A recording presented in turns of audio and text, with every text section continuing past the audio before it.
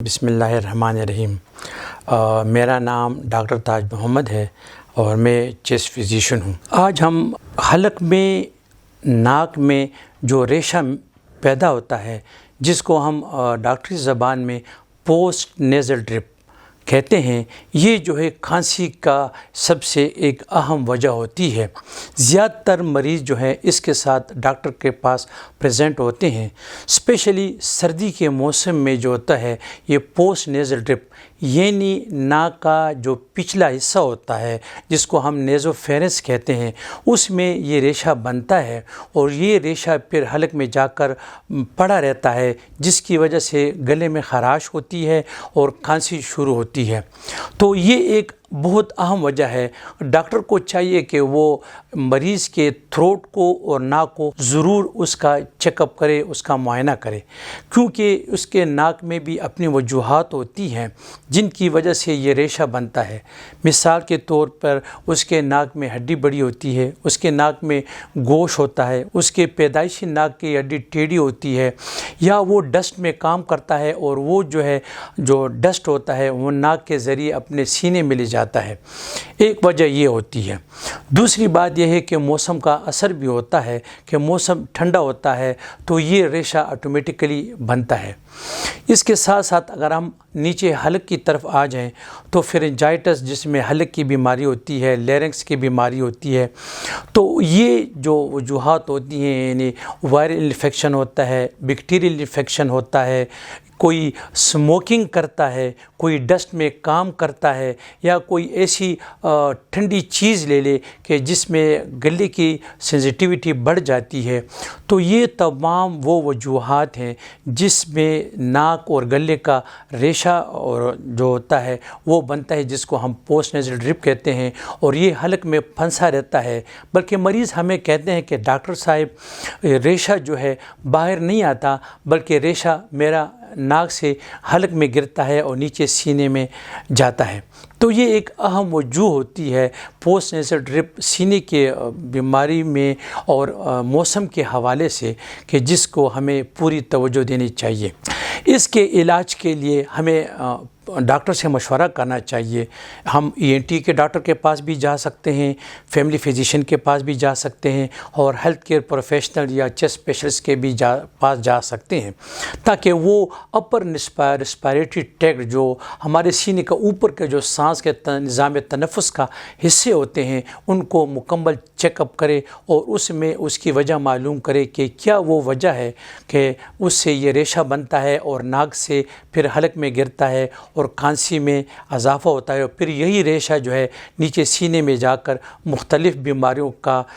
سبب بنتا ہے۔ ہمیں چاہیے کہ ہم سب سے پہلے اگر ایسی کوئی تکلیف ہو تو اس وجہ جو ہوتی ہے، کاز جس کو ہم کہہ سکتے ہیں، اس پہ توجہ دینی چاہیے کہ کیا کاز ہے اور ہم اس کاز کو ریموو کریں۔ سب سے پہلے کاز معلوم کرنا چاہیے اور اس کی وجہ کو ختم کرنا چاہیے، تاکہ یہ چیز آہستہ آہستہ وقت کے ساتھ ختم ہو جائے۔ مثال کے طور پر اگر اس کے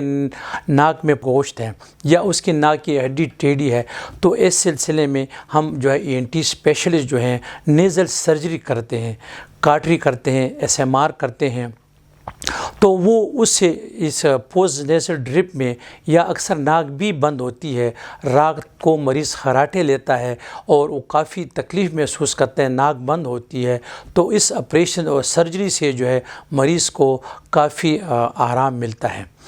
دوسری بات یہ ہے کہ ہم کاز کے ساتھ ساتھ دوسری جو چیزیں اہم باتیں ہیں جو کہ اپنے لیول پر اگر ہم اختیار کریں تو ہم اس بیماری پہ کنٹرول کر سکتے ہیں۔ اس میں ہے نمک کے غرارے۔ اگر ہم رات کو سونے سے پہلے نمک کے غرارے کریں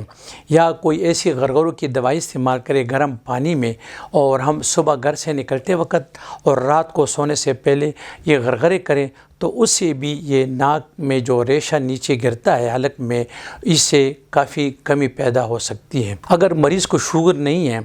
تو وہ ہنی بھی گرم پانی میں ڈال کر قہوہ چائے میں ملا کر کے وہ پی سکتے ہیں، اس سے بھی یہ پوسٹ نیزل ڈرپ اور اس کے ساتھ ریلیٹڈ کھانسی میں کافی کمی محسوس کرتا ہے۔ اور اگر اس کے ساتھ نہ ہو تو ہمیں چاہیے کہ ہم ENT اسپیشلسٹ یا سینے کے اسپیشلسٹ کے مشورے کے ساتھ جو مناسب نیزل سپرے ہیں یا نیزل ڈراپس ہیں جو کہ الرجی کے لیے استعمال ہوتے ہیں، ناک بند ہو اس کے لیے استعمال ہوتے ہیں، یا حلق میں جو ریشہ استعمال ہوتے ہیں اس کے لیے جو اسپیشلائز نیزل سپرے ہیں وہ ہم دن میں 1 مرتبہ یا 2 مرتبہ یا 3 مرتبہ ڈاکٹر کے مشورے کے ساتھ اگر ہم وہ استعمال کریں تو اس کے ساتھ جو ناک کا ریشہ ہے وہ نہیں بنتا، اور یہ ریشہ پھر حلق میں نہیں جاتا، اور مریض کو کھانسی سے بھی چھٹکارا مل جاتا ہے، اور یہ جو ریشہ حلق میں پھنسا رہتا ہے وہ بھی کافی حد تک کم ہو جاتا ہے۔ اس کے ساتھ ایک اور اہم ضروری جو ہے وہ ہے اسٹیم انہیلیشن، یعنی بخارات کا لینا۔ ہم کٹورے میں پانی لے لیں یا چینک میں پانی لے لیں اور اس کے پانی کے اوپر رکھیں، اور جب وہ ابلنے لگے اس سے جو بھاپ نکلتی ہے تو ایک تولیہ سر پر رکھ کر کے ہم اس بھاپ میں 10-15 منٹ سانس لے لیں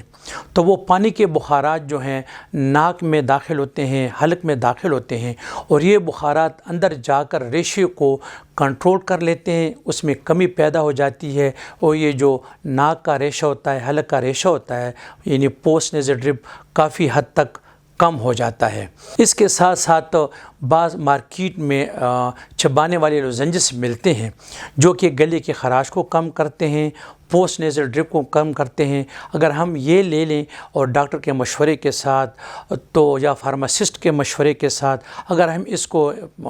دن میں 1 یا 2 مرتبہ ہم یہ لوزنجز استعمال کریں، چبائیں اور اس کا پانی نگلیں تو اس کے ساتھ بھی جو پوسٹ نیزل ڈرپ ہے، گلے کی خراش ہے، ناک کا بند ہونا ہے یا ناک کا ریشہ گلے میں گرتا ہے تو اس لوزنجز کے ساتھ بھی کافی مریض کو ریلیف ملتا ہے۔ اچھا، اس کے ساتھ ایک چیز میں کہوں گا کہ ہمیں بھی چاہیے کہ اگر ایسے مریض ہوں جن کو پوسٹ نیزل ڈرپ کی شکایت ہے تو ان کو ٹھنڈی ہوا تھوڑی سی اوائڈ کرنی چاہیے۔ ایسے مریضوں کو چاہیے کہ جب بھی وہ اپنے گھر سے باہر نکلیں، موٹر بائک پہ ہوں یا کسی اور چیز پہ ہوں، تو ان کو چاہیے کہ وہ ماسک لیا کریں یا مفلر لیا کریں، اپنے ناک اور منہ کو اسے ڈھانپ لیا کریں، تو اس کے ساتھ جو پولوشن ہوتی ہے راستے میں، جو سڑکوں پہ پولوشن ہوتا ہے گاڑیوں کا، موٹر سائیکلوں کا، تو وہ پولوشن وہ جو اندر انہیل نہیں کرتے اور اس کے جو ناک کی تکلیف ہوتی ہے، خواہ وہ پیدائشی ہو یا پیدائشی کے بعد، اور ہلکی تکلیف ہو، الرجی وغیرہ ہو، تو ایسی چیزوں سے جو ہے کور کرنے سے، چہرہ کور کرنے سے اس میں اضافہ نہیں ہوتا بلکہ کمی ہو جاتی ہے، اور مریض کو پوسٹ نیزل ڈرپ سے اور جو کھانسی شروع ہوتی ہے، کھانسی پیدا ہوتی ہے، اس سے کافی ریلیف مریض کو ملتا ہے۔